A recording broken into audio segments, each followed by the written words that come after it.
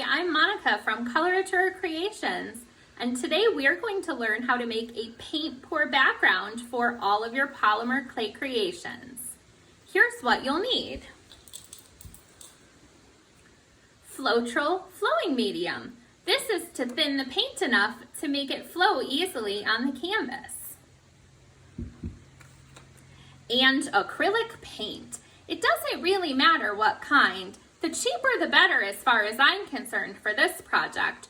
Don't waste your good art paints for this project. You'll also need some assorted small cups, a large cup, as well as the background that you want to pour onto. For this project, we'll be using a canvas board. You'll also want something to set your board on top of to allow the paint to flow evenly over the sides. In this case, I'm using a tape roll that used to have packaging tape on it. I've also set my background inside of a tray so that we don't make a big, huge mess. Now, I have already mixed our individual colors in these small cups. To do this, you'll use 50% acrylic paint and 50% flowing medium. When you mix them together, you'll see that the paint becomes much more liquid and able to flow easily. For this project, since we're making a field background for our sunflower, I've chosen to use greens, blue, tan, and a little bit of gold to make our field background. In order to start, we're going to take a larger cup and we're going to layer our paints into it. Now, how large of a cup you need depends on what size canvas you're using. In this instance, we're using a 5x7. So I have prepared too much paint here, but we're going to begin layering. So I'm going to put a little green, maybe some tan. Since I have two greens and two kind of tans, I'm not going to pour those into the cup right next to each other. So I'm going to kind of break them up a little bit with the other colors.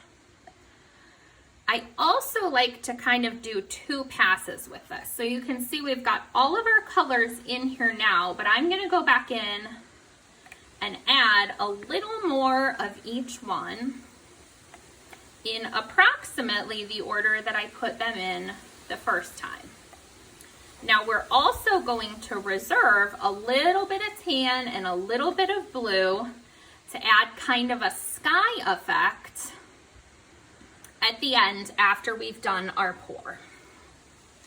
Now when you're ready to pour, you'll see we have all of our colors mixed into this cup.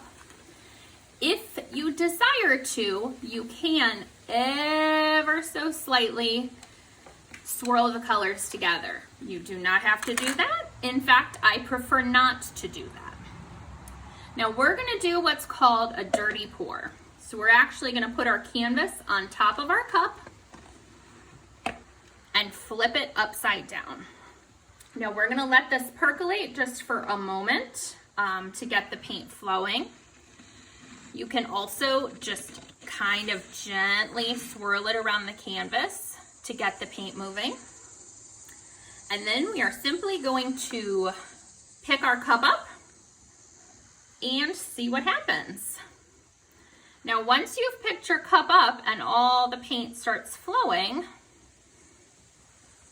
we are going to gently tip it from side to side to allow the paint to completely cover our canvas board.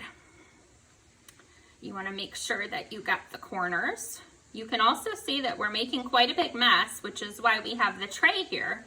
So if there are any corners that aren't covered, you can simply pick up a little of your excess and dab it on there. Now I kind of like what's going on down here with the tans, so I think that maybe we're going to accentuate this as the bottom of our field. So we're going to add a little more tan and gold down here on the bottom. And then up at the top here, we're gonna add just a little more blue. That was a lot more blue, but we'll go with it. And then maybe a tiny bit more green in the middle. And now we're just kind of going to zhuzh this around from side to side. Let it run off the canvas in all directions.